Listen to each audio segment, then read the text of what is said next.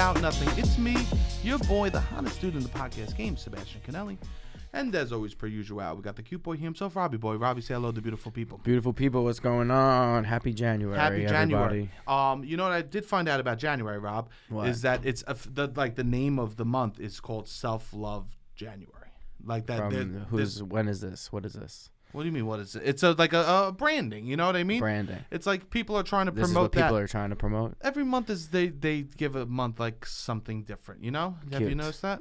Sometimes. And I think that self-love is actually a beautiful way to kind of frame what January should be about at its heart. The winters in New York are hard.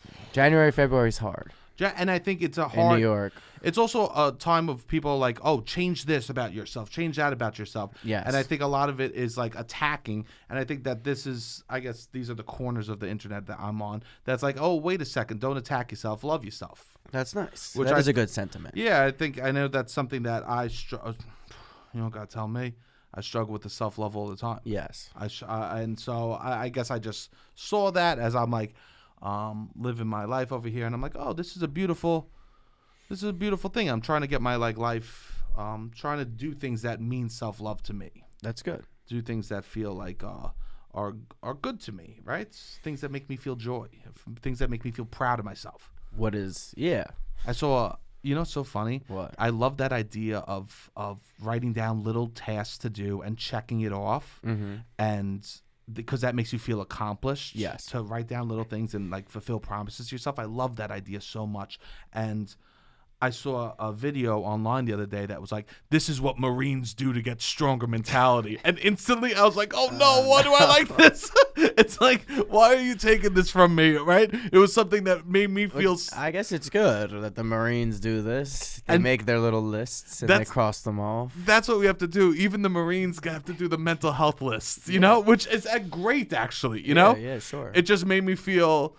Because how I learned it was such a different kind of sentiment and energy around it than like it's like fulfill promises to yourself, build trust in yourself. Is the way I learned it from like a self-help kind of self-love situation. Yes. And the Marines, how they do it is you get stronger with everything that you check off. Okay.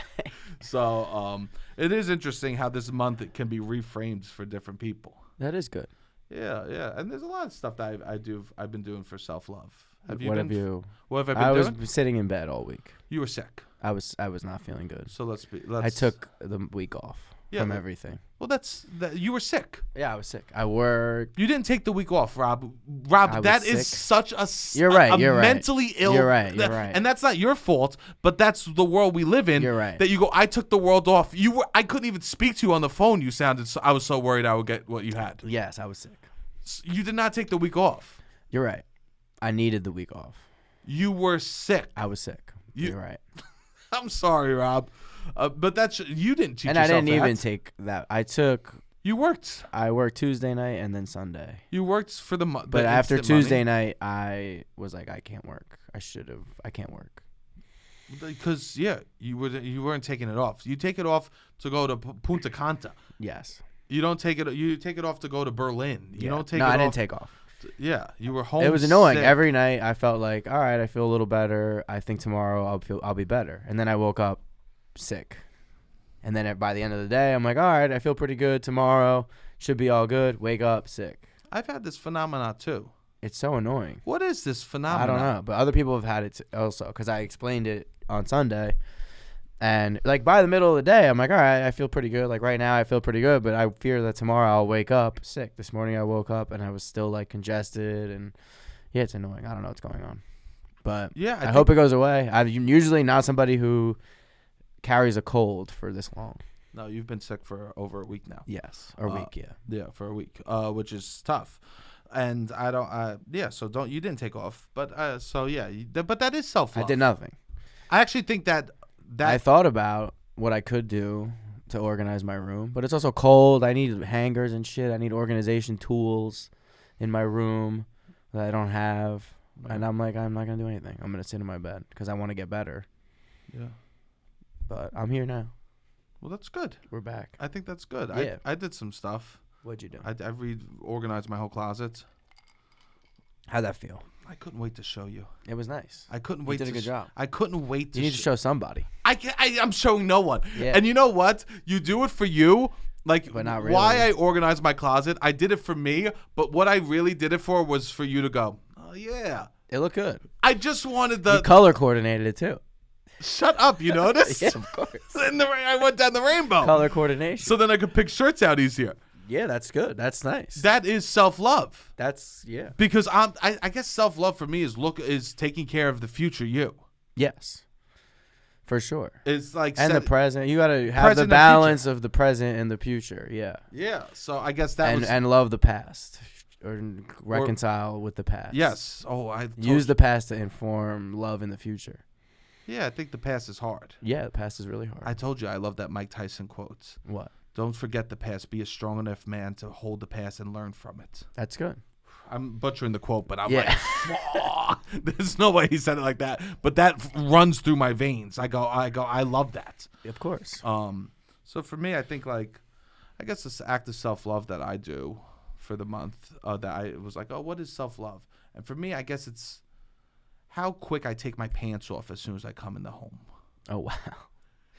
You've been living alone. I've been living alone. So, and I think for me, I guess I wonder for other people and you, how quick do your pants come off when you walk in the door? Because for me, shoes, and you hear the shoes clomp, clomp. Next thing you hear is a belt buckle. That's nice. My pants don't make it past the area where I put my shoes when I walk in the door.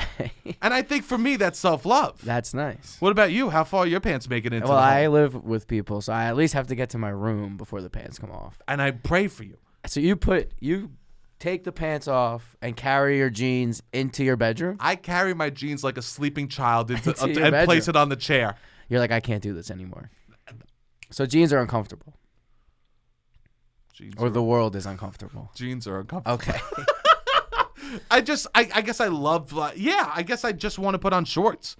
Or I want to put on something comfy. I want to put on something comfy. You're right. That's good to know. Yeah, I think that there's a lot of different people out there, and that this varies for everyone depending on who you live with. But I think if everyone had at the core people that really love themselves take their pants off as soon as they walk through the door. That's nice, especially you live alone. You ever meet a sicko that gets fully dressed to be at home by themselves? No. My father does that. My father will put on a sweater and a button down to be at home. Really? To be at home to do laundry. That's nice. I go. It's a routine, I guess. I go, my man. We were raised different, and you raised me. Yeah. That's a routine, I guess. I guess my dad will fully make his bed and put on a full outfit. My dad has like matching cardigans to shirt with socks. Wow. My best outfit is my dad at home doing the gutters. Okay. And I remember growing up, my grandpa would put on a button downs he would have dirty button downs he would wear when we were fixing the basement. Yeah, there was something that people would dress nicer, I think, back in the day. Although, I don't know, I just see pictures. But maybe, you're having a barbecue and everyone dresses up really well. Like I think they did it on the daily, man. You did? You think so? I think they did. Everything had a collar. I do think everything had a collar. Two, pictures were so few and far between that you always had to be ready for them. Yes. You always had to do. be. I want to talk about Bad Bunny's album, but this is like a recurring topic that's been coming up around it. Oh. How pictures were few and far between. Few and far between. Yes. So you couldn't be like, nah, I can't take a picture today. I don't feel pretty. Yes, yeah. Back in the 50s, you always had to feel pretty, ready for a picture. It was like an event if a picture was happening. I'm like seeing people talk about this through the album and stuff. I'll tell you this, it happens one time. Everyone takes a group photo in the 50s, the 40s. Everyone takes a group photo. You're wearing a shirt you don't like. You never wear a shirt you don't like for 4 more years. You know what I mean? Yeah. You're always you're aware of the memorialization of everything, I guess. Yeah, so my grandma, I saw her wedding photo. Oh. And it was insane to me how good quality the picture was. Like 200 people in this photo, and you can make out everybody's face, it was almost like a video, if that makes sense. Not because it's a photo, but you could see so many different things happening in this one photo that it felt like I'm moving around. Oh, I'm at this table, now I'm at this table. You could see every single table, every person, very high quality. And she must have got married in the 50s. Must have. Yeah, she definitely got married in the 50s. Yeah. late 50s. Wow. Crazy. I mean, that's when everyone didn't think they were a photographer. What a Yes, time. that is true. What a time. That is true. There's less. Yeah. What a time when everyone couldn't just be a photographer at a whim. That is something that's unique and nice. I want to get into the whole album. This is like almost the exact sentiment that I want to get into later. I'm so sorry. And I have a lot of thoughts on it. But everybody can be a photographer, which is good and bad. That's my take on that. It's good and like anything. Yeah, there's pros and cons. Not like anything, but like Yes. this is good and bad, right? And then I was thinking, so I've been in my routine a lot in self-love, and I do think that I'm so happy how nice I've set up the home for my house for myself. It's great. I mean, I've really, 2024 was really me rebuilding, feeling secure here. Yes. But I think it's making me do this thing, which I think is a real tell for whether you're an introvert or extrovert. Okay. How long do you have to be out of your house before when you come home, you make this noise?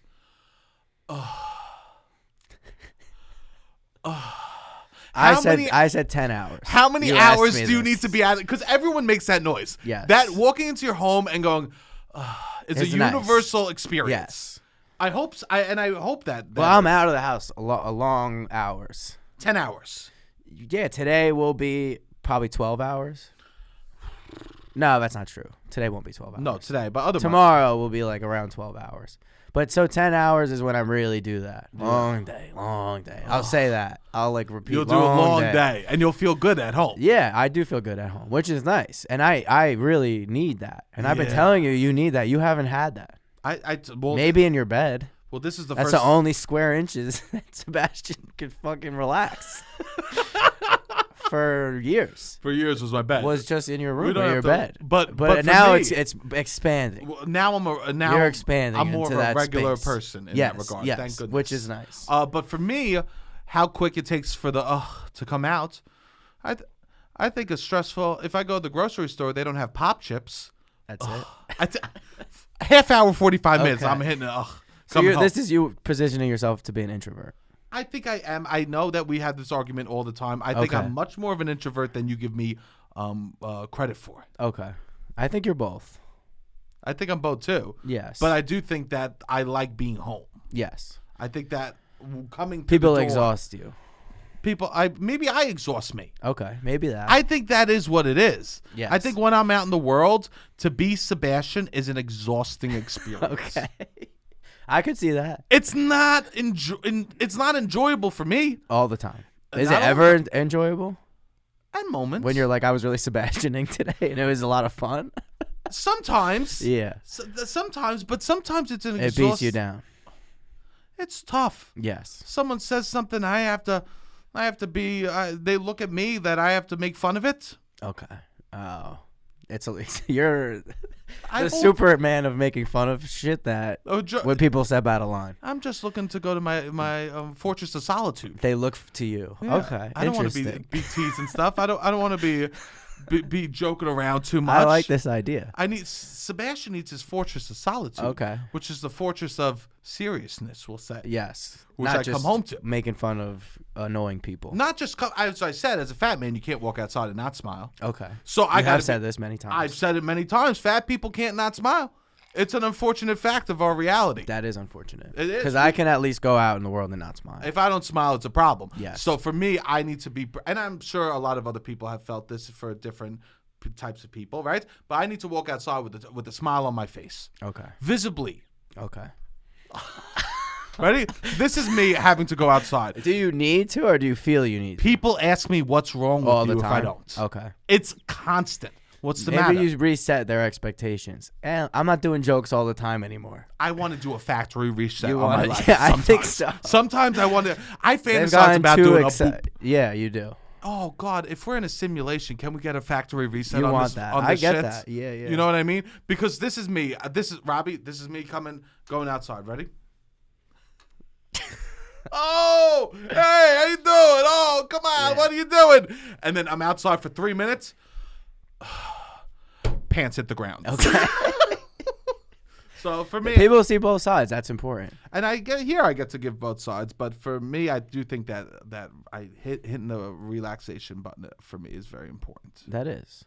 So self-love also, I feel like, is trying to take care of myself, loving myself, right? Yes. I think that, wouldn't you agree? Self-love is about loving yourself. If it's not about loving yourself, it would be wild. Yeah, Wild, horribly named. There are a lot of things that are poorly named. Yeah, you're right. So Tons of things. you got to be careful of the brands. Yes. And so for me, I guess that's like, I guess for January, that also is like chore. I'm like, oh, this is probably the biggest month for chores, January. Yeah. It has to be. People must be, the amount of chores in a household must go up, I would say double in January. Especially if it's cold around here. It's cold. It's like the perfect time. A lot of people do the dry January. Yes. So that you wake up. You don't realize you get a couple extra hours. I'm trying to think if I did dry January. This month? Yeah, I don't think I've drank so far. You have. I did? Yeah, you went to the Knicks thing. Oh, right, yeah. Yeah. You were just sick for a week. Yeah. Robbie didn't drink for a week when he was sick. And now I drank once. Now he's going, maybe I did dry January. You're right. You took a. You could claim dry January. I can?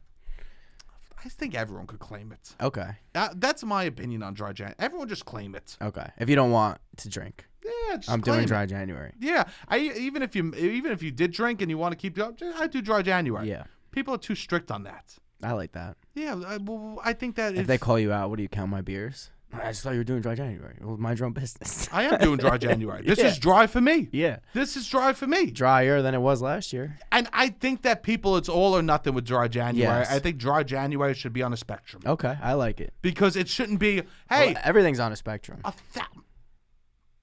I love it, man. Yes. I love it, right?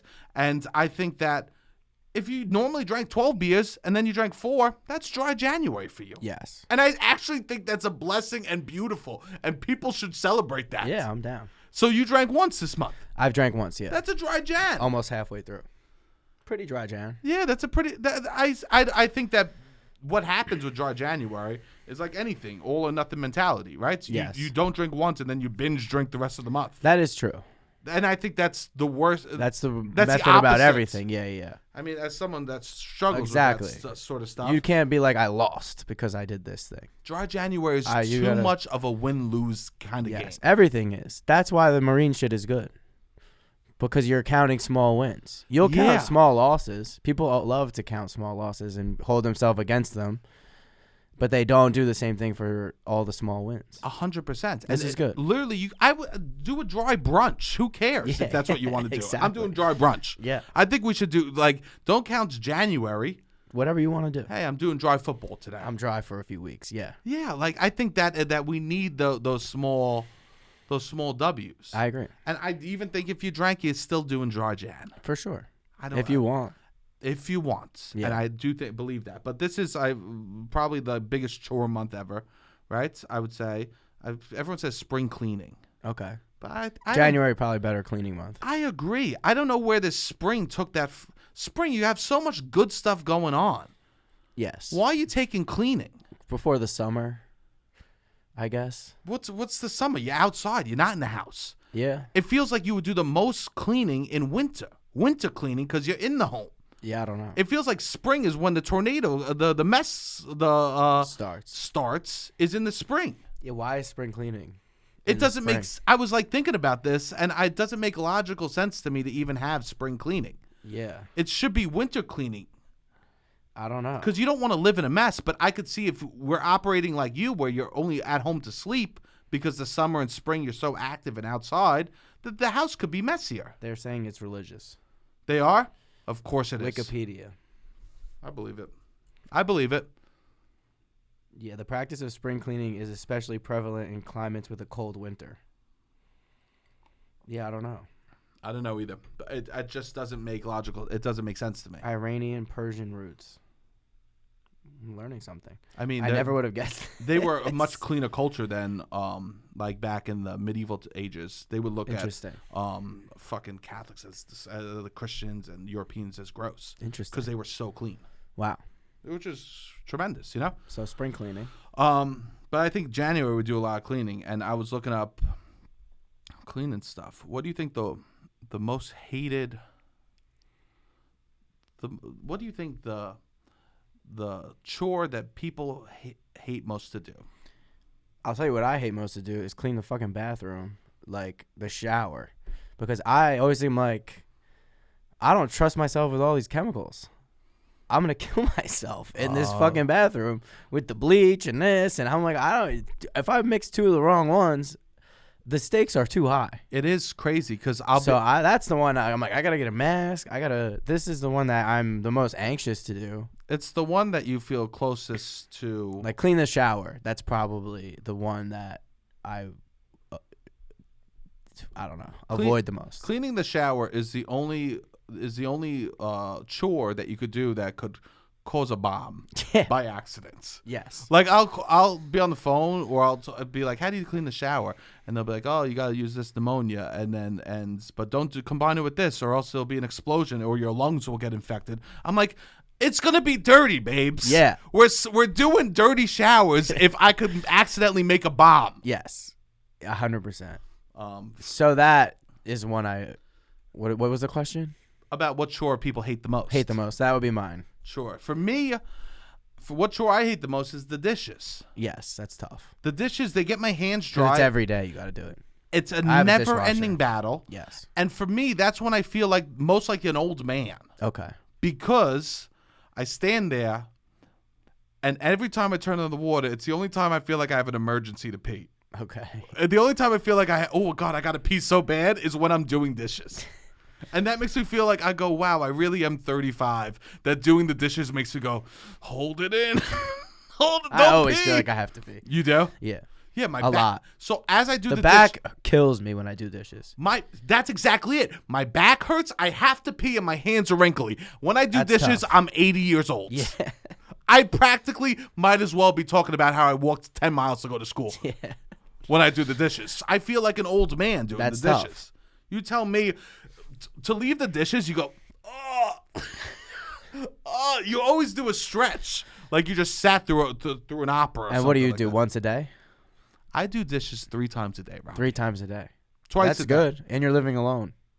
Yeah, He's on top of his shit right now. I am on top of my stuff. That's good. Yeah. Well, but like days when you're here, I do more dishes. Check. I do check. Because then we'll eat together and stuff like that, which I love. Yeah. I love so much to eat because one of my things has been I want to sit down at the table and eat rather than sit in front of Which the is tele. nice. It's been great, man, even by myself. I like to eat by myself, too. A nice meal. You and the meal. Just me and the meal. It's nice. And a bottle of water and a plate. I used to like to go, I mean, I would sit and eat by myself out, too. But I liked that, too.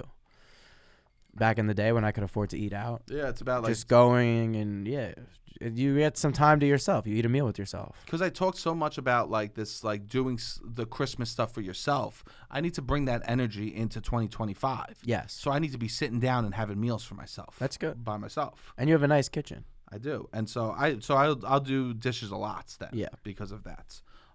But yeah, I'm doing all my checks. I'm hitting all my checks. What do people dislike the most? That's a great.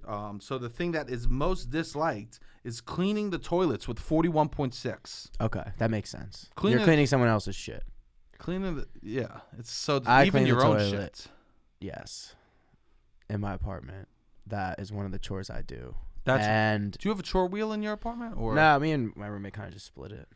You kind of know what he does, so. And you do. Yeah. We just try to keep everything clean, on top of the same page. But I try to keep I'll do the toilet, the bathroom stuff. But like, that doesn't bother me as much as the shower, just because the fear. I'm not afraid that the toilet. It's one product that you use to clean the toilet and scrub the toilet. Yeah, and these are things. These are chores that people hate to do, and 41.6% of people say they hate cleaning the toilet. I was thinking about it's because it's like effort to reward is very low on cleaning the toilet. Oh yeah. Like changing your sheets in your bed, the Feels efforts nice. to reward you feel the benefits of it instantly. Yes. So a lot of these chores that are bad, like removing hair from drains, the effort from removing hair from a drain is high, and the reward is what? You don't live in filth. Yes. That's kind of When the reward is that you aren't disgusting, people don't like to do yeah. the chore. It seems like cleaning the bathroom, unclogging kitchen sink, folding laundry. Yeah. Which is like folding laundry can be fine.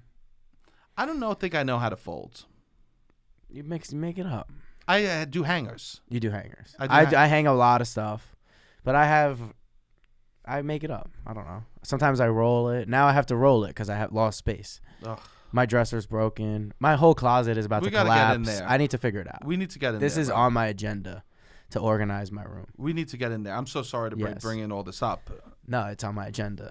My mom is going to come, I think. That's nice. My dresser's broken. My closet's broken. Oh. There's another my room is not in a good position right now. Well, that's I think a great you and your mom activity if she has the time. And that's beautiful. She's excited to do that. I think she would be. Yes. I love that. One of the things that people hate most to do is ironing. And I have a confession. I don't even own an iron. Oh, really? I own one. I don't really know how to use it well. My mom irons my clothes still. My mom ironed my clothes my whole life. Like, I mean, in high school, is it that? No. Is it that? I don't know. Embarrassing? I don't think. I mean, when I would come home from college, my mom would iron my clothes. I just never. I've done it a few times. She's taught me, and I'll burn the clothes or whatever. She'll just be like, "You don't do this right," which is embarrassing. It is embarrassing. It's embarrassing. I would probably need to call my mom at this point. I mean, I could always go on YouTube. Can I tell you which is nice, but it's nice when you can call your mom instead. I want to say Would this. she prefer I call her or go on YouTube? Call her. Yeah. We need to stop using YouTube as parents. Okay. We just need to stop. I think there's so many people that's like, oh, I don't need to reach out to someone to find out how to get help from this. I should go to YouTube. Yes. Let's lean on people. Yeah, you're right. And my mom's not a person who's like, you should have just Googled this. No. Yeah. You know how nice it feels for someone to be like, I think that you know how to do this. Can you give me advice on this? Yes. You know how little it means to type into YouTube how to iron? It means nothing to YouTube and the world to your mother. Yeah, you're right. We need to stop using technology when we have people that we can reach out to. Yes. Like, for me, when I had to window-proof my things, I called my dad and talked to him about it. And he's like, oh, you got it. Oh, okay, he Loves needs me. I'll do it. Yes. You know? Like, he's so excited. If I did that for YouTube, you know what they would do me? What? They would give me an ad for erectile dysfunction pills before I learned how to do it. That's what would happen. They don't care about me, YouTube. That's what I have to remember. And it meant so much because I was able to just talk to my father about erectile dysfunction. Yeah, I was going to say, it would be funny. Your dad was giving you those ads. My dad's like, all right. And my dad goes, okay, Sebastian. By the way. Sebastian, I'll tell you how to windowproof your windows. But first, have you heard of Hims Viagra? And honestly, you would rather get sold boner pills from your dad 10 times out of 10 anyways. 1,000%. If someone's going to sell them. Boner pills should be 10 out of 10 dads recommend. Yeah. So, like, that's like, I want to be looking to you, not to YouTube, but to people I love in my life. Yes. Like, I did say, that, like, you should Google stuff. There's this whole thing, Google stuff rather than ask questions to seem stupid. I'm comfortable seeming stupid if it means that you and I could connect more. I agree. I love that. I think that's an important sentiment. 1,000%. I think one of the core tenets of family is problem solving. Yes. And that's part of what you're doing. Yeah. And that's fun. That's like connects you guys. That's what makes you a family. Is what you used to do it every day.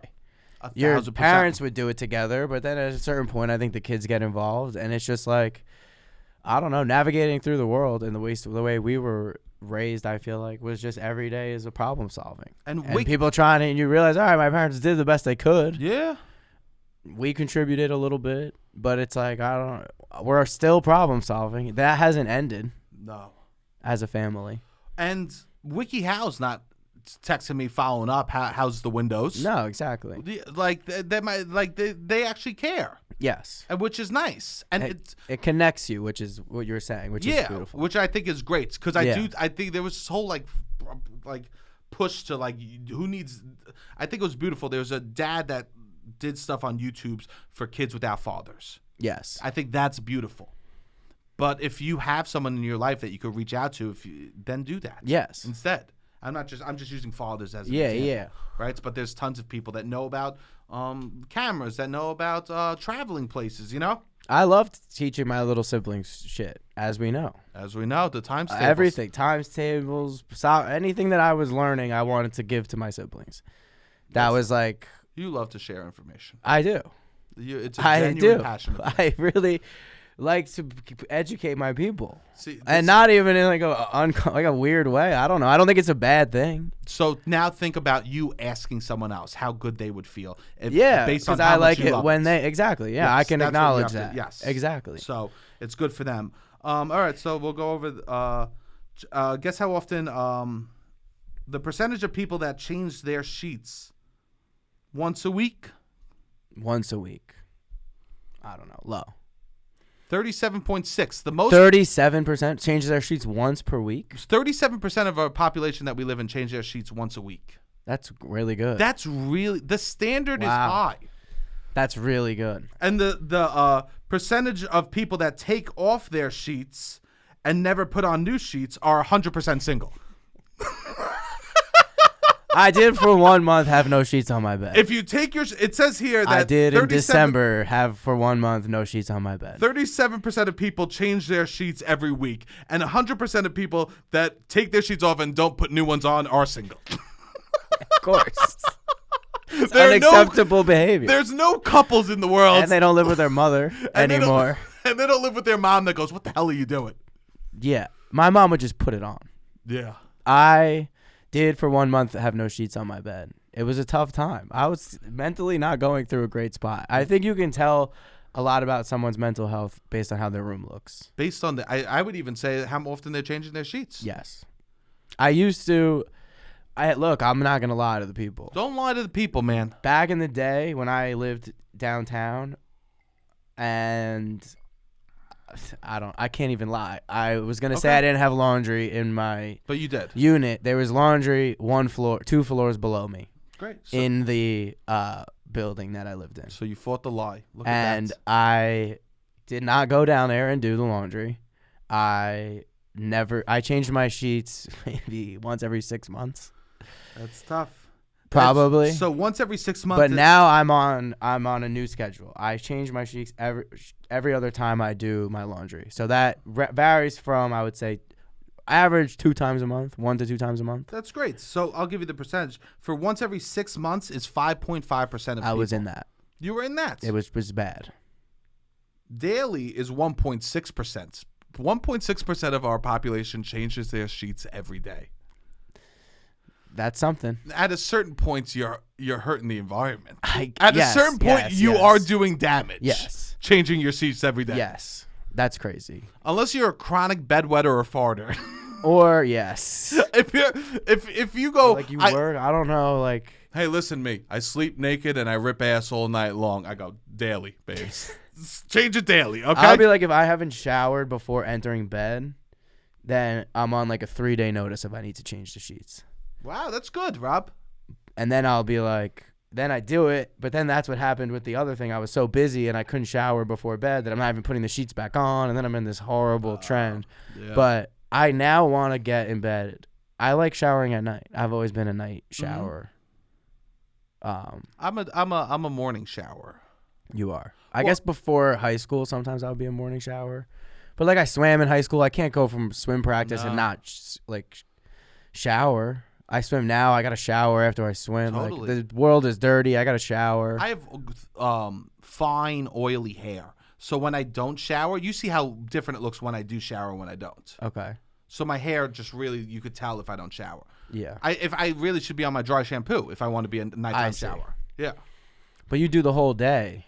What do? You just change into comfy clothes? Can I tell you something? What? Rob, I shower twice a day. Every day?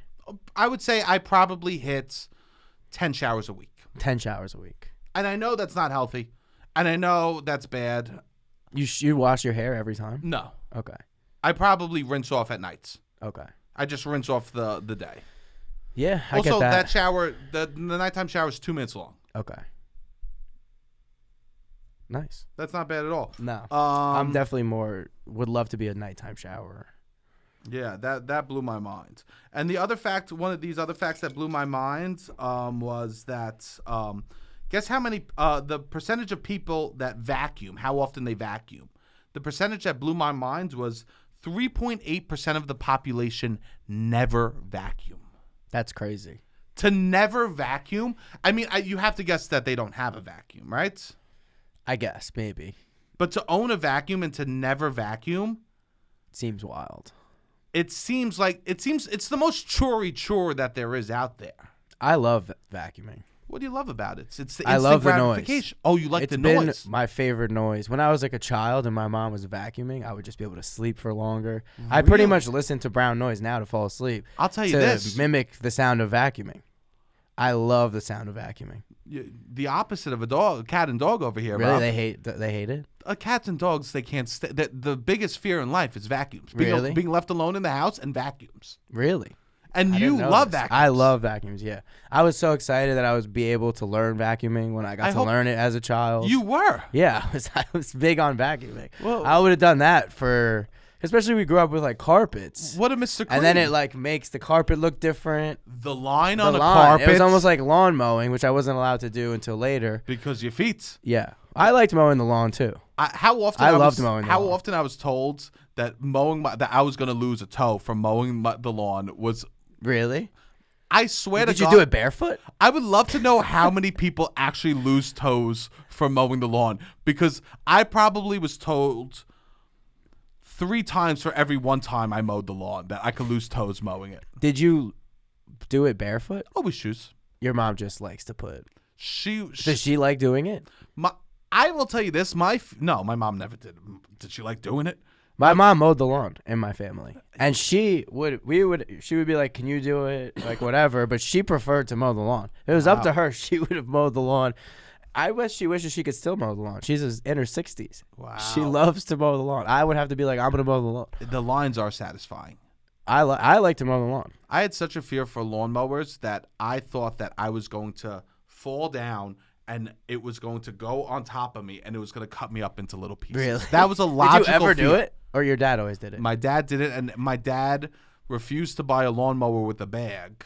Or maybe he just couldn't afford it. We had the bag. So then I would have to go rake the whole lawn. That's not the fun part. And I was allergic to grass. Okay, I was allergic too. So I'm allergic to grass raking the lawn. Yeah.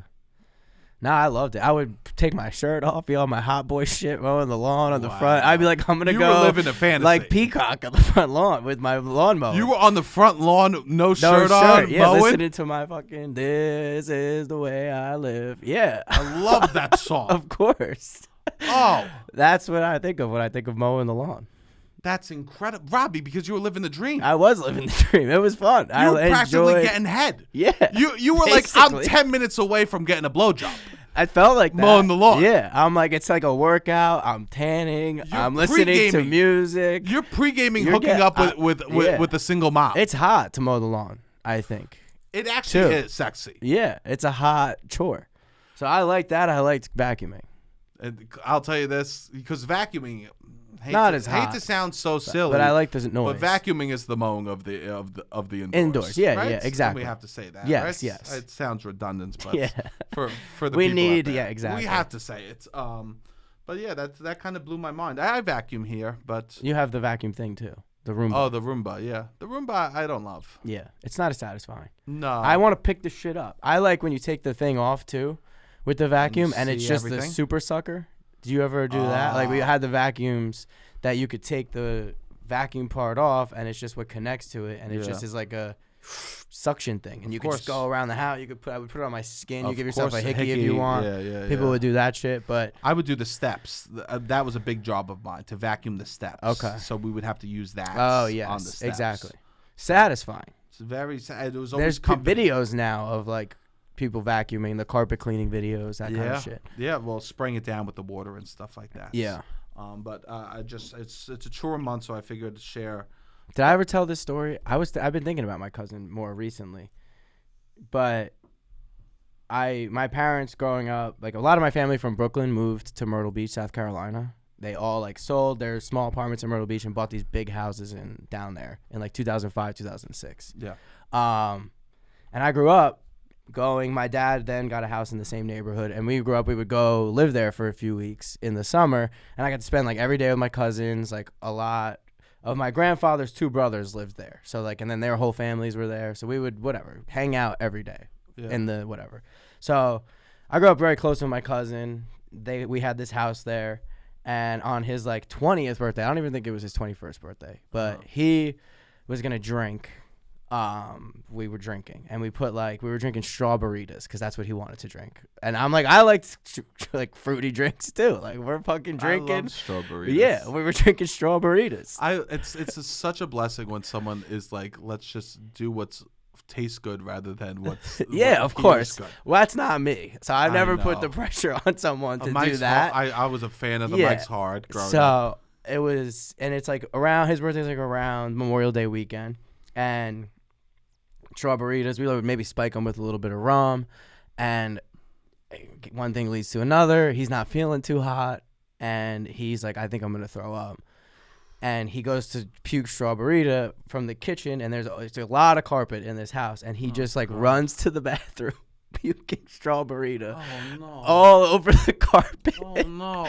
All over the carpet. And I'm using like it's my parents' house, whatever, and I'm So like, you're we have stressed. all. It is pink. The carpet is a white carpet, and it is now Oh. basically pink. Whoa! No! And we had to buy heavy duty carpet cleaner. Sure. And the machines, we bought machines to do it. I ran the machine a few times. Then like my cousin, like before my parents went back, my cousin rented the machine again, went to the house and did the carpet cleaning machine, which the carpet cleaning machine is one of the most satisfying I've seen chores them. to do. And you They see have- the videos and they're like, they it's have the crazy. Giants like bottoms. Yes. Yeah, because there's water and stuff in it. Yes. And it really like is like a fucking vacuum on steroids. So I've it's never very used one. satisfying to use, and like it does work, but like we had to do it to really get the pink, bright pink strawberry.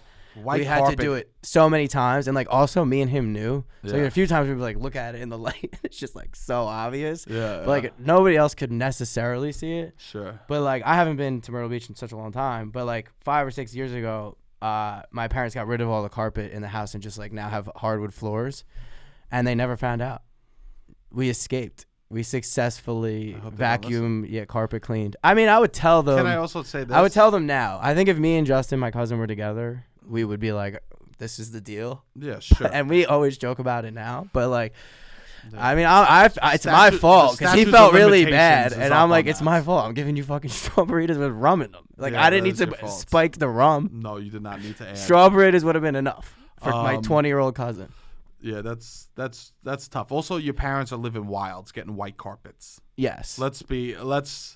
Yeah, it was like an off-white, but Okay. still like Still. it wasn't like Madhouse white. Oh, okay. It was like a cream. Still, that's Light, that's very a light hard cream color. though. Yes, yeah, That's yeah. a hard. That's saying that you live a certain type of way.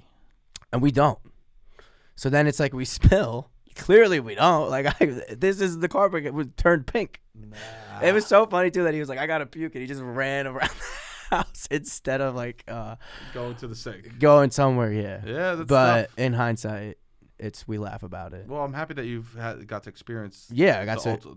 We had to ultimates. figure out the carpet clean situation, just the two of us, and learn how to use. Because you have to rent the machine. Yeah. You go to the store, you rent the machine, you get all the fucking equipment and shit. But Um, love carpet cleaning. That's probably my favorite chore. Your favorite chore is carpet Yeah. cleaning. Nah, mowing the lawn. There you go. Yeah. But I do think it is a month of chores. I know a lot of people listen to the pod when we do chores. Yeah. One thing that's has been helping me get my list done, helping me get, like stay on top of stuff. So I'm on a good routine. And one thing that I have been doing every day is I take my Magic Mind. Oh, nice. Yeah, they sent us more of these Magic Mind mental performance shots.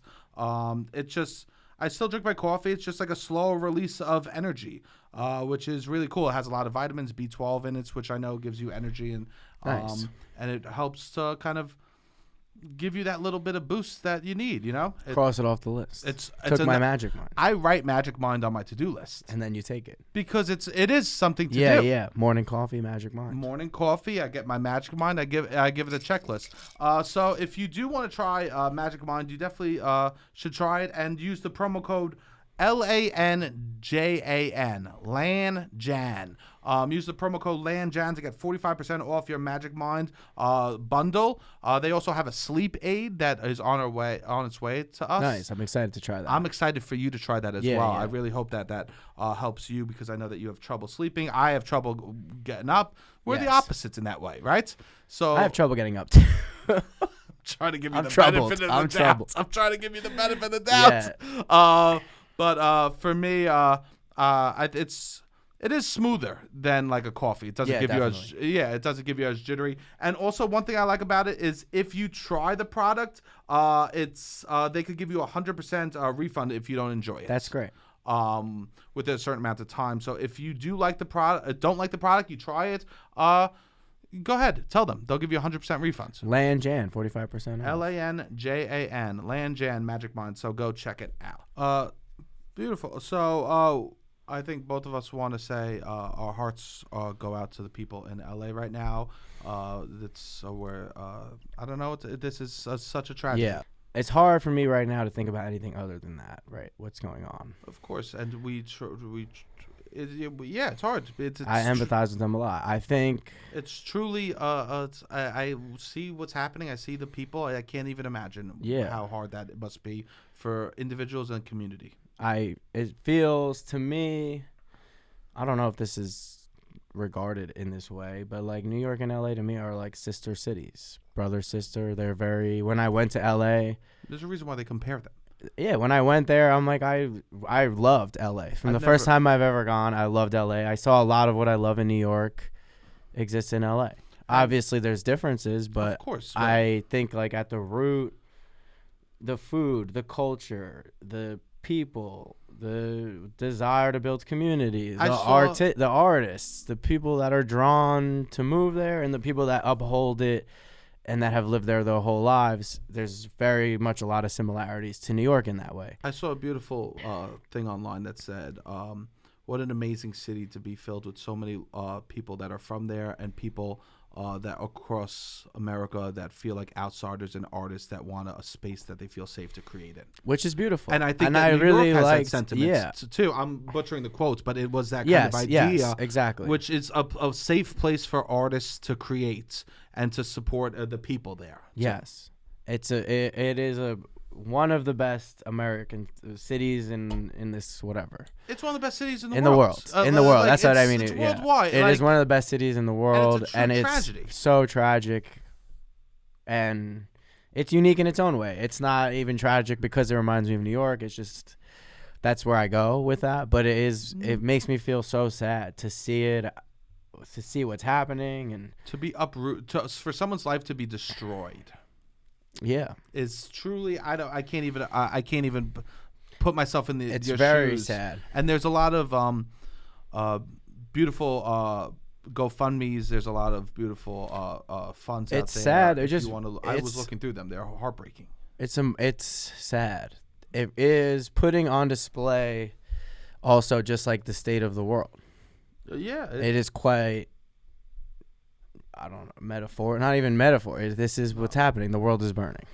Yeah, quite literally. It feels like the world is on fire and burning, and it is. And it's not. It is materializing a feeling that I have all the time. Well, I think that which is unfortunate, and it's like I don't know.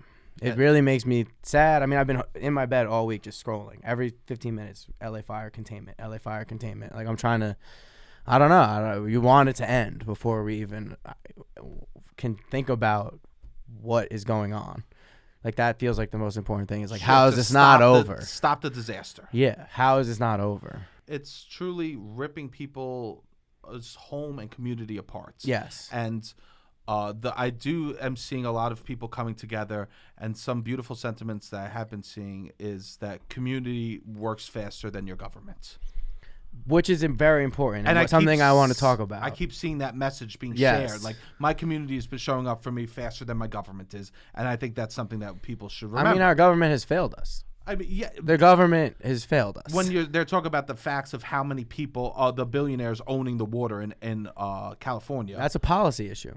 Yes. That's a policy decision. That is a political decision. And it's true. That's a government decision. To see a place burn when billionaires own most of the water is terrifying. Yeah. Terrifying. It is extremely terrifying. It's a policy decision to cut funding to the fire department. It's a policy decision. Every single thing that has happened prior that, look, can you stop this natural disaster? Maybe not, but you could contain better. You could be prepared better. Well, you could build the communities around it, which apparently there were native practices that understood when they were living in this land how to live with the land.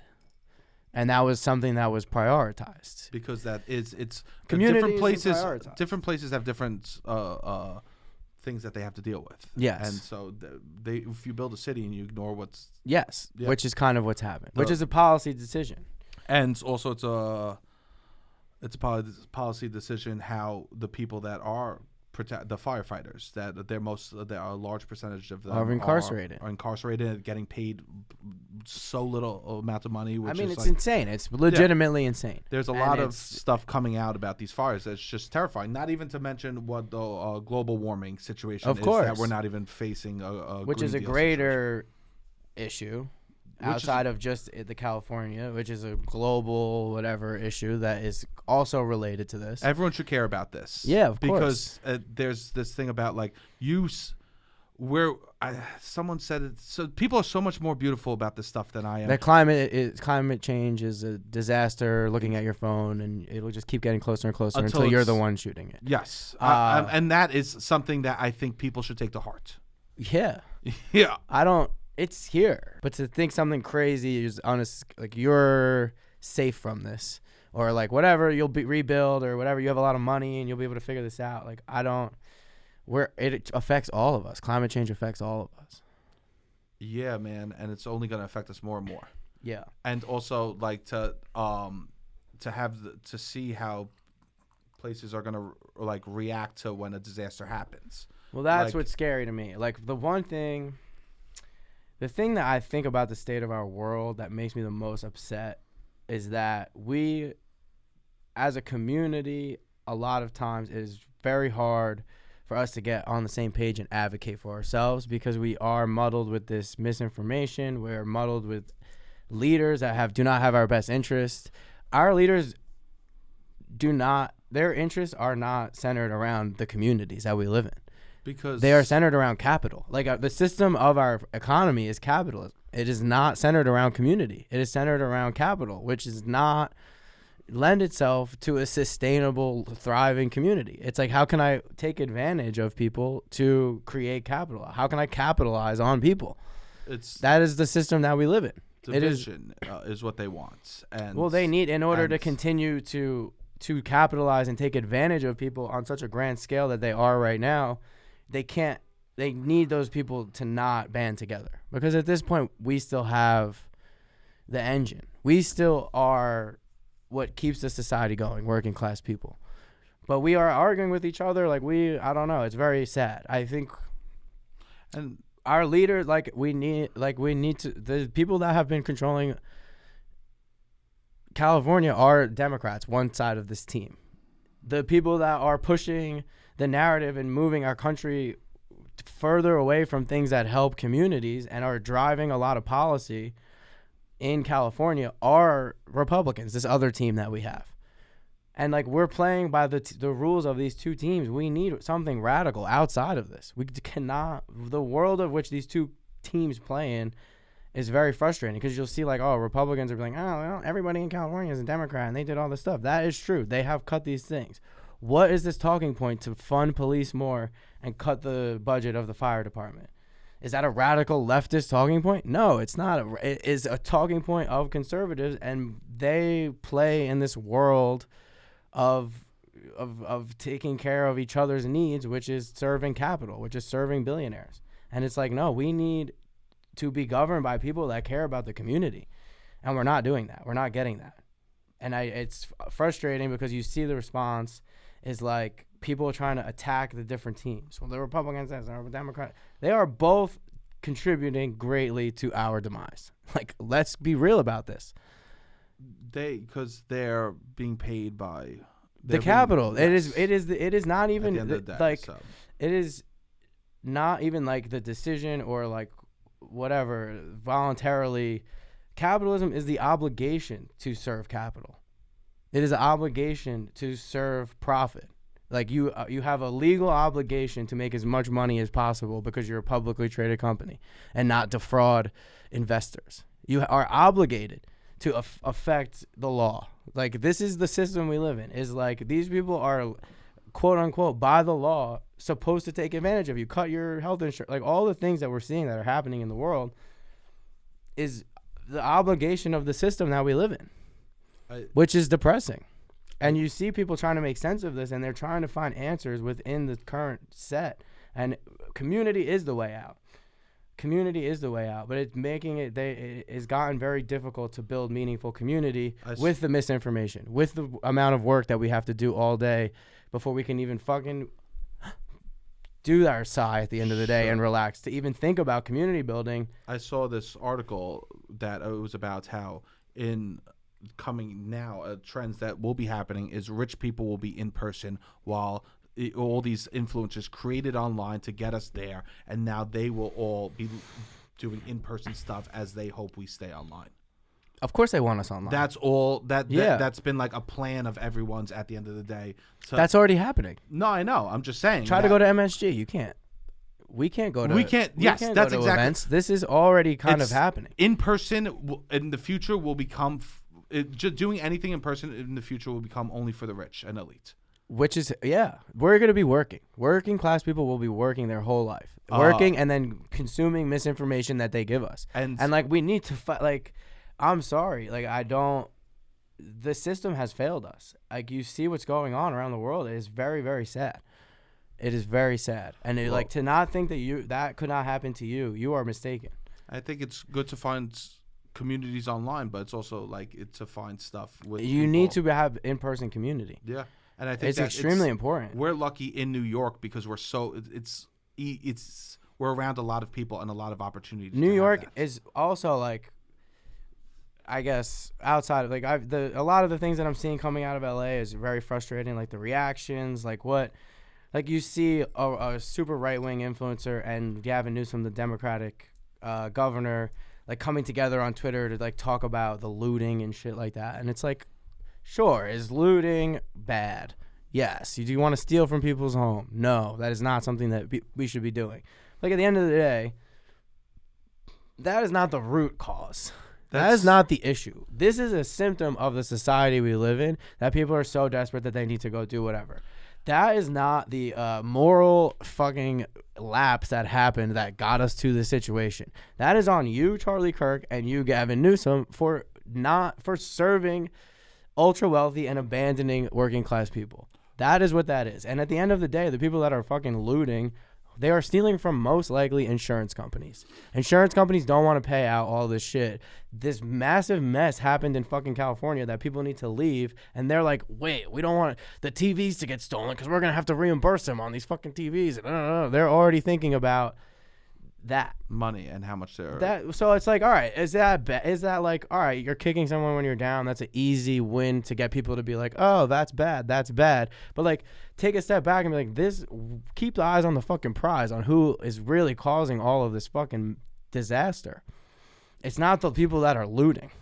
Well, it's easy to be mad at someone that you could be like, oh, well, I'll just arrest them instantly, rather than be mad at someone that you'll have to change an entire system. Exactly. So it's you get results faster. Yes. From that, and it's easy to push everyone onto a couple individuals. Yeah. And everyone goes, we learned stealing isn't bad. It's bad. Excuse me. We learned that in school. So right, you see stealing, but I mean, we have to keep it's an actual natural disaster happening there, and it's happened because of people, a lot of different things, a lot of policy that has built us to this place, and the reporting should be like how we could make things changed better. And you like, we go to see what's going to rebuild. Like there's price gouging. It really pisses me off. It's like these people get on their fucking podcast or whatever the hell, and they'll be like, the homeless people in LA is so bad, the homeless people. Then you raise your... What was that you were saying? The homeless people. They love to complain about I'm moving to Texas because of the homeless people. The homeless people are such an issue. Then something like this happens, and the price of rent is getting doubled at places. So, like, what do you want? Do you want a fucking supply and demand, price of rent, or do you, like, that's causing homeless people? Do you view housing as an ability to house people, or is it a speculative tool for you to make money? Because if you have both opinions, don't fucking complain about the homeless people. It pisses me off. Like, I'm like, what are you, like, you're creating homeless people right now by gouging the price of rent. I mean, granted, there's a shorter supply of housing, but it's like this mentality is what creates homeless people. Viewing housing as something to make money off of, not as something to house people. It's a problem. Yeah. So it's like the same people, though. I mean, obviously, these people contradict themselves constantly. The whole fucking state of the world that we live in is one big contradiction, I feel like. But I mean, my heart breaks for these communities. There are, I mean, every single community, the Hollywood community, all these communities, but there are people that are living in LA that are blue-collar workers. There are people that are living in LA that aren't, this is going to be very hard to rebuild and have lived there their whole lives. And a lot of if they own their home, a lot of their net worth is in their home. And they can't rebuild, and they'll be pushed. They will not be prioritized. And there are people, I know people shit on Hollywood and be like, most of Hollywood is just working class people. The majority of industry, majority of it is working class people. There's grips. There's sound people. There's people that work in the industry that have to be close to the sound stages and stuff like that. Even like just an actor like me. A lot of actors. You know what I mean? There's a lot of working class actors. A lot of actors that have multiple jobs and act and live in that neighborhood and are part of their neighborhood and are part of the community and also work because that's their passion and love. Yes. Right? So we can't just shit on Hollywood as a whole. We don't shit on anybody, you know. It doesn't but that's what I'm saying. Anytime online. they're working class, like this is where we need to start drawing the line. This was what was good about Squid Game, where it's like they make this line and it's drawn a certain way in the beginning, and then spoiler alert, towards the end we draw a new line, and that's what season 3 will be about. Is stop drawing the line one way, red and blue, and draw it red and blue together, versus the pink, basically. That's also a good thing about Squid Game because you see that there's working class people in the pink, but you know that they're like violent too, and that's, I don't know. It's a good Squid Game allegory of what's going on. It's just so funny. But we need to band together. Like you can't be mad at poor people in some area because they voted for Trump and they're getting destroyed by climate change too. And it's like those are people that are on our team. They just don't know it yet. We have to try to fucking reach them at some point. I think that's when push comes to shove, we need to get together with them. Sure, I agree. I think the more we fight with them, the less we're fighting against the powers that be. And I think that's we get fed the media that we want. Mark Zuckerberg took away fact checking now on his platforms, which is absolutely insane. I mean, the state of information is really sad, and that's what's sad about the TikTok ban because TikTok wasn't a place of information where you could get information based on what you absorbed, and it wasn't it was pushed based on the consumer rather than what they wanted you to see. Yeah, the propaganda. I mean, this is I think the thing about the state of the world that is the most sad to me now is it's very difficult to get people with the same interests on the same page to fight against these powers with information. They've purposely given us so much propaganda. They control a lot of what we consume. Like people talk about censorship, whatever, and they think it's about like saying slurs or certain things. It's about having a dissenting opinion to the way that we're ruled and governed. We can't really have that. That's what you can't have in this country. That is what's censored to an extreme degree. Like the other stuff is just Mark Zuckerberg's like, all right, new president. We're going to get rid of the trans messenger app and we're going to get rid of tampons in the bathroom. We're just switching over to the new culture war stuff that's happening in the world. But Trump to get on his he works for the government. Yes. He works for the government when Biden's president, and he's going on Rogan talking about how he implements certain things that the government tells him to. And now Trump's president, and he's like, I've changed. You're doing the exact same thing. I saw something that he doesn't want to be having a monopoly, so that he's like appeasing to Trump in that regard. He doesn't want to, or he wants to have a monopoly. He wants to have a monopoly, not he's wanted it the whole time. Yes. Yeah. So the more he appeases the government, the more money he'll he works for the government. Facebook is an agency of the government at this point. And I don't know. They can track people. They can be like, all right, that's how they could find somebody like Luigi Mangione so quickly. That's how they can do all this stuff. They can track everyone, anything. But this is what breaks my fucking heart the most. It's very difficult to get people with the same interests on the same page. I haven't seen much of this talk anymore because, I mean, LA is literally on fire. But New York passes one of the most progressive, like, pro working class people policies, pro climate change, pro combating climate change policies. Something that will help the sustainability of a city that I love for years and years to come.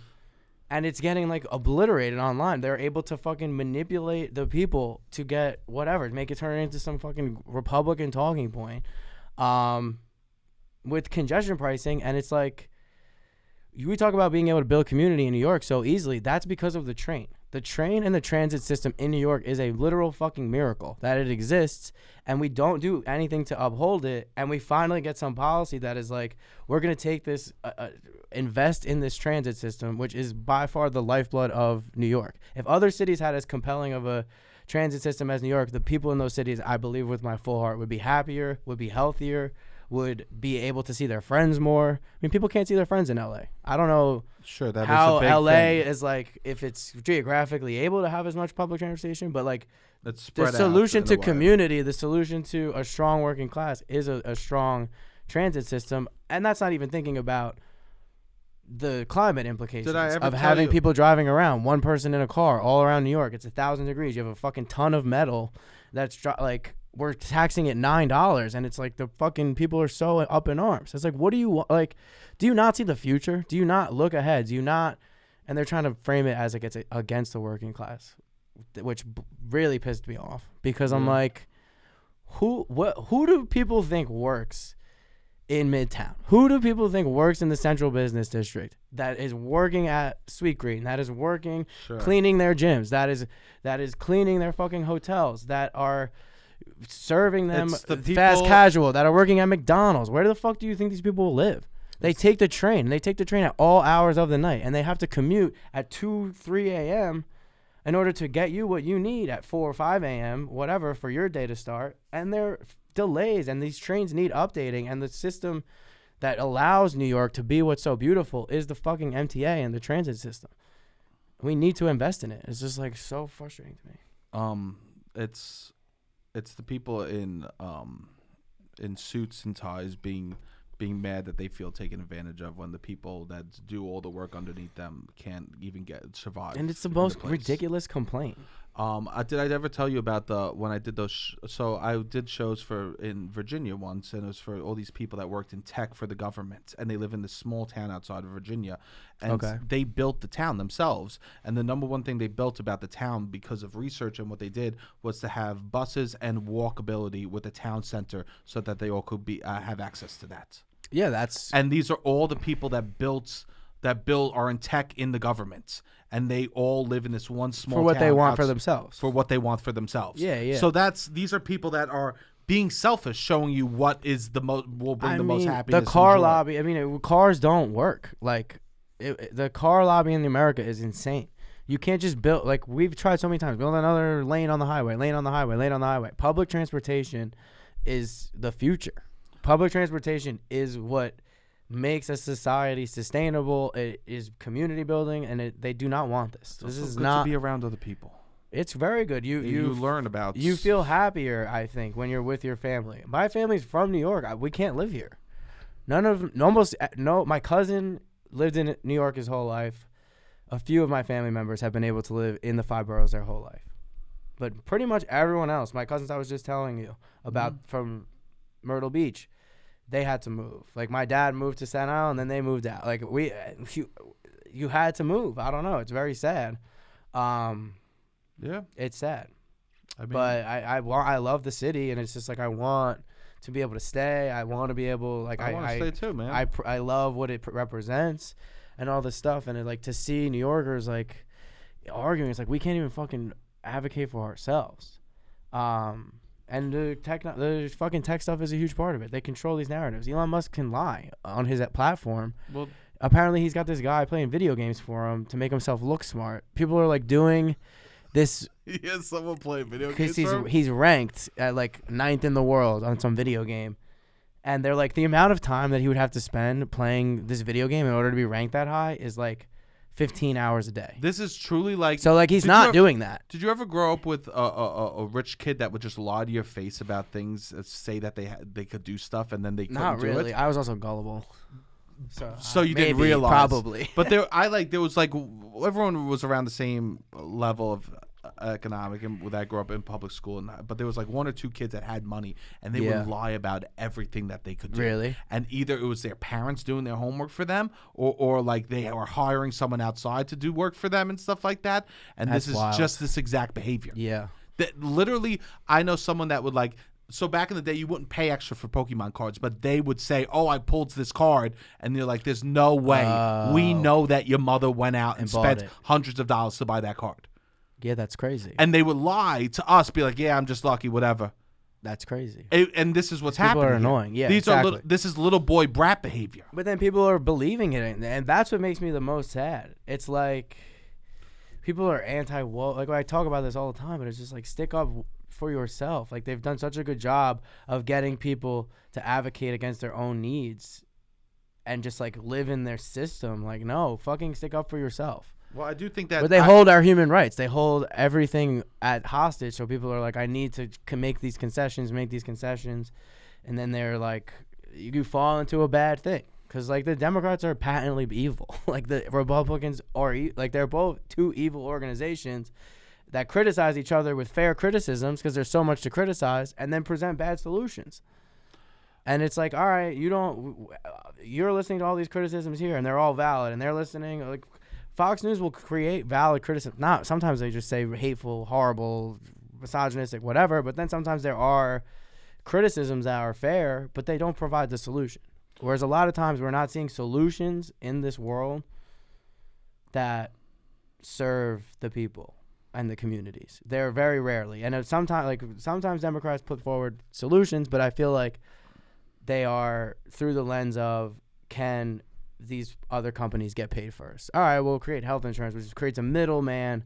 People will get access to health care, but there will be a middleman that also gets their cut. Like that's kind of how can we do this, privatize things that will help the community? Whereas like, no, just fucking help the community.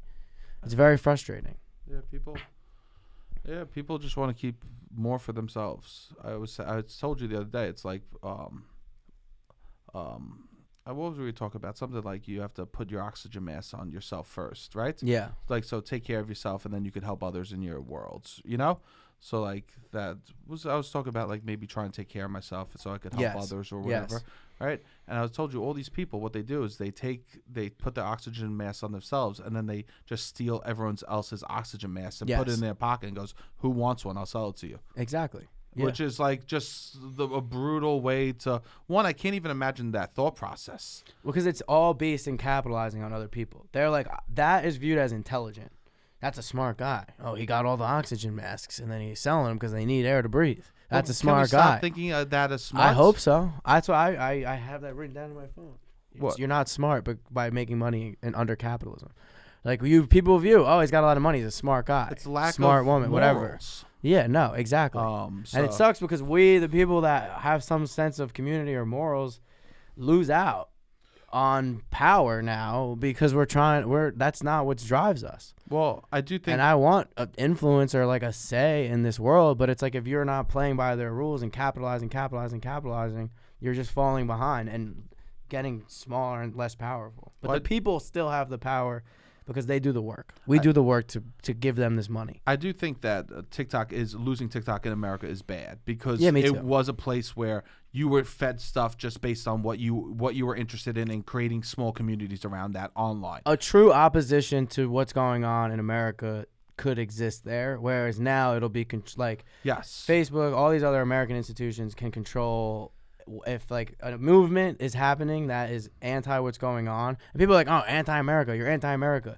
I'm anti what's fucking going on in the world right now to Americans. Like I'm pro community. I'm pro the communities that exist in America and the American people and the working class in this country. Like I believe in those people, but like, what is happening to us? I am anti, and they do not want to allow dissenting opinions to that. Well, yes, and I think that that TikTok did a great job of sharing stuff with people. I know people hated it, but I loved it. It was my main Some people hate it, but that's like if you hate social media or you hate somebody that likes TikTok or you hate all these other, that's not the issue of TikTok going away. No. Like, I get you don't want, like you have some younger cousin that doesn't shut up about TikToks and you think it's ruining the whatever attention span. That is not the issue at play.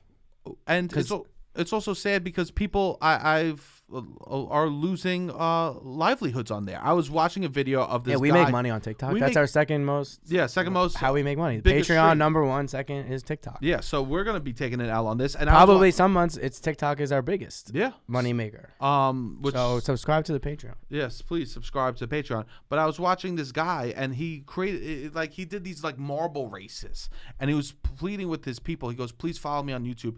And he goes, "I love this, and you think that this is dumb, but this is how I supported my family." Yeah. He goes, I know you're looking at different color marbles going down, and you're picking which one you think will win, but I was able to give my family X, Y, and Z because of this. Yeah. Like, I also do think that we don't realize that it's silly to do Which, that. I don't know if that's the justification of all jobs, because No. that's why we don't get rid of the health insurance industry, because people are like, whatever. But it's a job that I was going to say, yeah. that it's not a job that's hurting anyone. No, exactly. If it's a job that Yes, literally exactly. you're letting someone escape for a minute to like actually focus on a marble and just figure out what it is, is what I want to say. Like, let people have that job. Yeah. We should. TikTok was a place where we allowed silly, stupid things to actually become people's careers. Which is beautiful. Which I actually was thinking about a lot. Is beautiful. And you want to shit on TikTok comedians for doing bad face fronting videos? Sure. I don't care. I would rather hundreds of more of them of doing stupid things and creating a livelihood on TikTok. Yeah. By making silly videos that you go, how is this real? How are they making money? Than actually taking from people, making money. So that's why I think like being smart in capitalism, like how you were saying, is evil. And being creative and finding a way that people connect with you on a social media platform isn't as evil. Yes, I agree. And so that's why I was like, I do think it's people could laugh at this guy for saying how much it changed his life and what he did, but I'm like, fuck it. This is actually wonderful. If what you leave behind on the world is that you allow people to escape reality for a minute a day to look at a marbles and they got excited to see who won, what a fucking nice legacy. Yeah. A better legacy than a most lot could of other say. people, yeah. Yes. I agree. So I don't think we think materially about what people do every day either, but that's another conversation for another day. But I do think that that's beautiful. That's hurting no one. And I think that TikTok created a lot of people that were able to create careers from hurting no one. I think we need an ability to have a dissenting opinion. People are like, I don't trust the Chinese government. I don't really trust the American government that much either. Like, at least whatever it's owned by them, at least it allows for opposition opinion, because like what's happening now is crushing us, and like we need. Or we organize in person, but it's making it harder and harder for us to organize in person. The divesting in public transportation makes it harder for people to organize in person. Having to work so much, having to decrease our wages, Literally like all of this stuff makes so it is harder for us to organize in person. They're making it harder for us to organize online. And that's what's happening. These things are happening all at once. But I want to talk before we get out. Okay.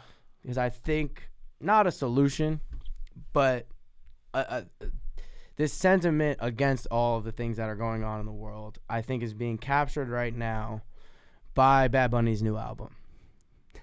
Which you may think that sounds crazy. I don't know. But Bad Bunny's new album, I think it is bringing people together with their families. He goes through a lot of the songs. I think he uses a bunch of different traditional Puerto Rican sounds. And he samples like classic songs that I think multi-generations have listened to, where like kids are being like, oh, my mom used to listen to this, and now it's the first song on this Bad Bunny album, and it's connecting people. There's a lot of videos of people listening to history, honoring the different sounds, and he's kind of bringing them into 2025.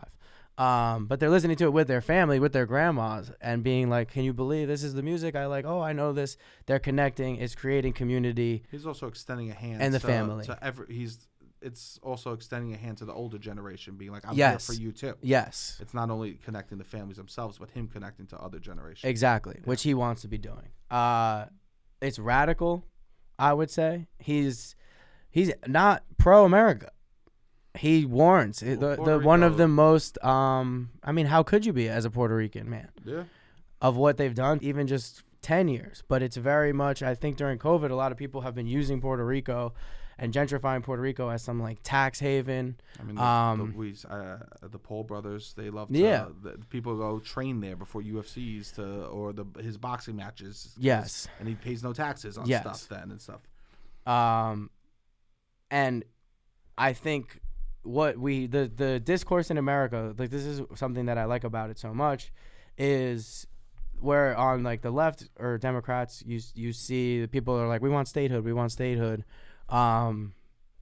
That's like a very popular liberal opinion. Whereas on the right, it's just like we're going to continue to just use Puerto Rico and not let them vote. They're second-class citizens, basically. Puerto Rico is a second-class, like, not in my opinion. This is kind of how, I mean, you have somebody at Trump's rally saying that it's garbage. Like, that's kind of the sentiment on that side.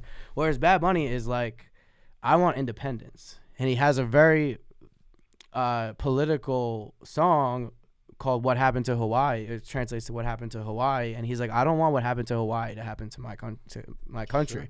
And he's criticizing America for what they've done. He's like, Hawaii shouldn't even be a U.S. state. Yeah. Hawaii, like what? Very critical of the U.S. colonization. And very much like, we need to stand strong. It's a state because of war, too. Yeah. To be close to... What?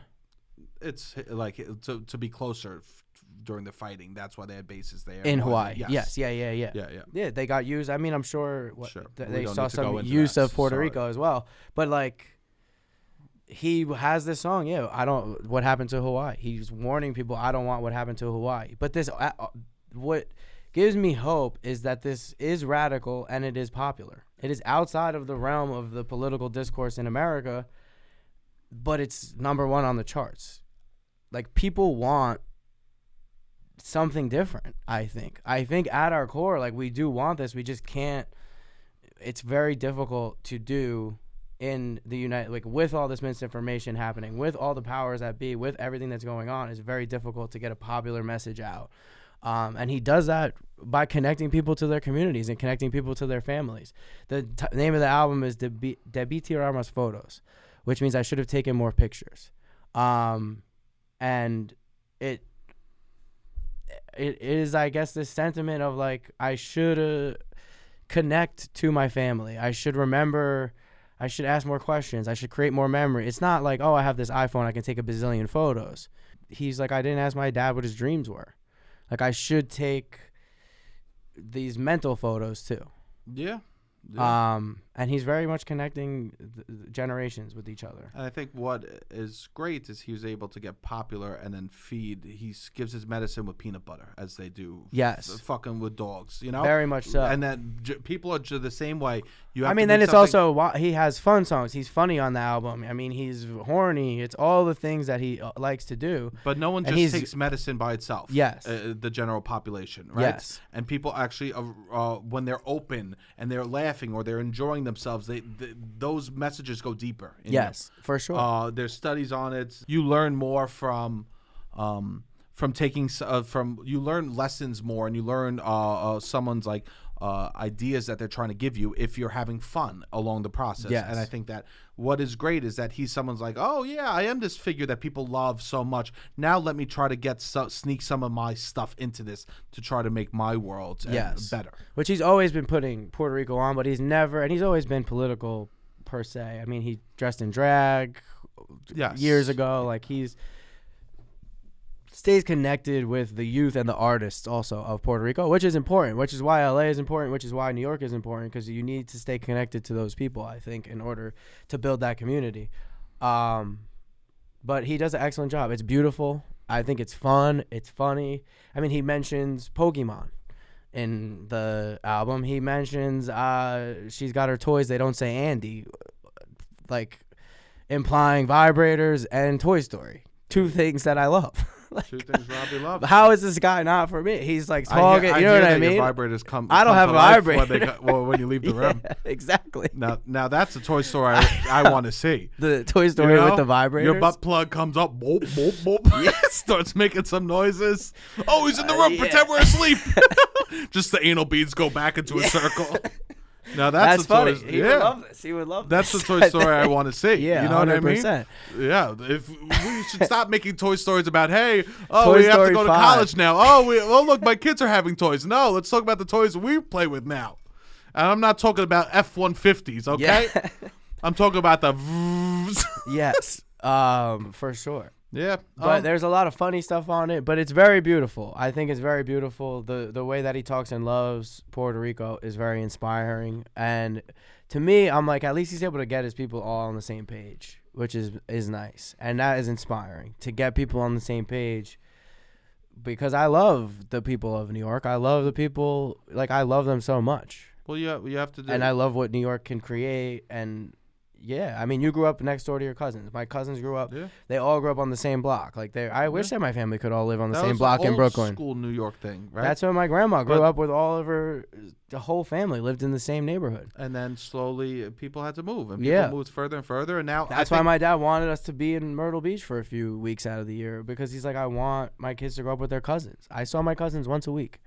And growing up, I think in my family, I think that there's just my parents and my cousins next door. I think everyone else left New York. Yeah, which is sad. But you grew up with your family.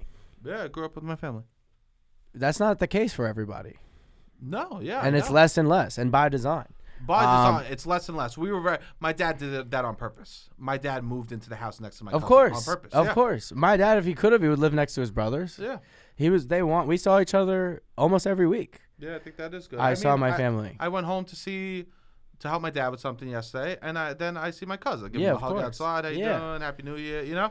Right? Which is, I don't know, we can't, like, you would love, I'm sure, like, to be able to live with your sisters in Brooklyn, affordable. Like, imagine this fantasy. Like, this is such a fantasy that we can't even dream about. There's apartments opening by our house in Jersey. She's like, oh, those are nice. You, mom, and dad move over there. But this is what people want. This is what I think that we all yearn for. Of course. I would be over my sister's house 3 days a week. Of course. This is how life was in New York, and it can be made possible with public transportation, with communities coming together. Fighting rent control, so much needs to be changed. But like, this was the vision of, this is a beautiful life. Like, I don't care about making bazillions of dollars, all this shit. There are all these people that are now creating like friend communities and stuff like that, where they buy acres of lands with 10 different homes and like a town center.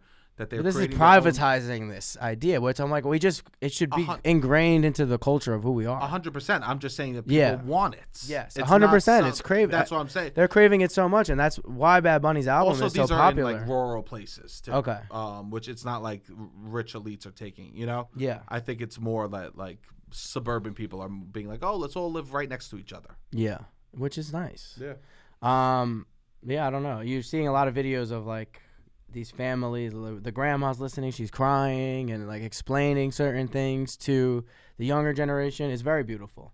And I like the sentiment around it. That's nice. People check it out. Definitely check it out. He was in New York. I've been trying to go to this fucking bar that he calls out. The first song is also like a slang for New York. Like, he writes it in like how you phonetically, I guess. But New York is part of that community too. He like kind of says that, where there's Puerto Ricans in New York they're such a annex of Puerto Rico, and they've built community here, and all that they've done here is like, it's impossible not to include New York in this show homage. So the first song on the album is New York, and the second song is literally called like, we go to Puerto Rico, let's go to Puerto Rico. Nice. And then the whole album is like exploring the music and the themes of whatever. But awesome. Very, very good. He was at this bar that I like, and I sent you, and there's this woman who owns this bar. It was a Caribbean social club, I guess, at a certain point. Now it's just like a bar anybody can go to, but there's a social club down the block from here too. Did you know that? I did not. Yeah. That's nice. Yeah, I never. And people go. I see in the backyard that they have like parties and stuff like that for like. It's nice. This is important. Graduations or communions. We've talked about this, where there used to be a family party every other week. Yeah, and you just throw a fucking event. I used to live around the corner from it. Yeah, but now it's 10 blocks away. Which is nice. That's what you need. Yeah, we have dancing. Less and less of that. It's a dance club. That's fun. So, yeah. But this is very, very tiny, and she's like, she doesn't raise the price of beer. She's very much I don't know. She's like been offered to sell it a bunch, whatever. She's like, no, I'm going to stay here. This is a staple for the community. And it is been a staple for the community. And Bad Bunny goes. AOC was there last night. And it's and people are singing and having a beautiful time. And like, this is what we need. We need more of this. Yeah. In this world. I do worry about the place being surrounded by more and more people that aren't that community, you know? Yeah. Just being surrounded with Williamsburg, you know? Right. I know. But he went when he released his last album, he was sitting there and whatever. And then I went this summer.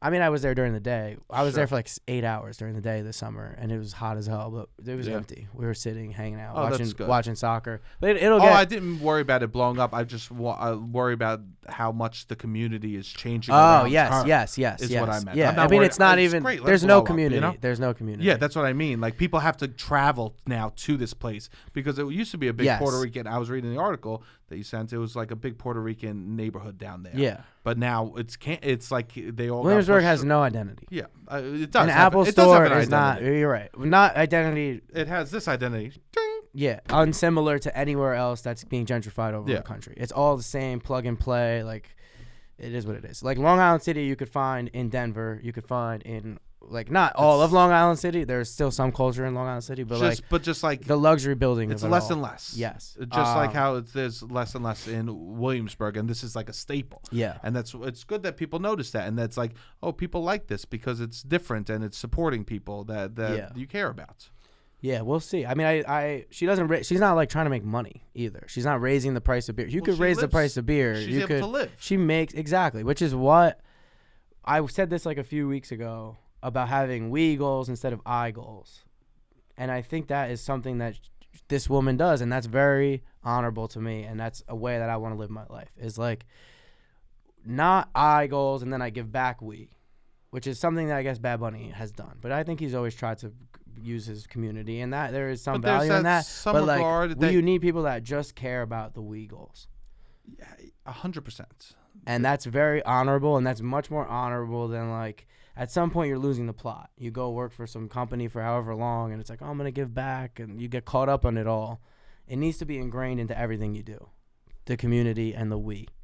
And if it's not, I don't know, it's going to get more bleak. But if you want the world to change, I would reframe a lot of things in that way. And I think people will have to in L.A. Yeah.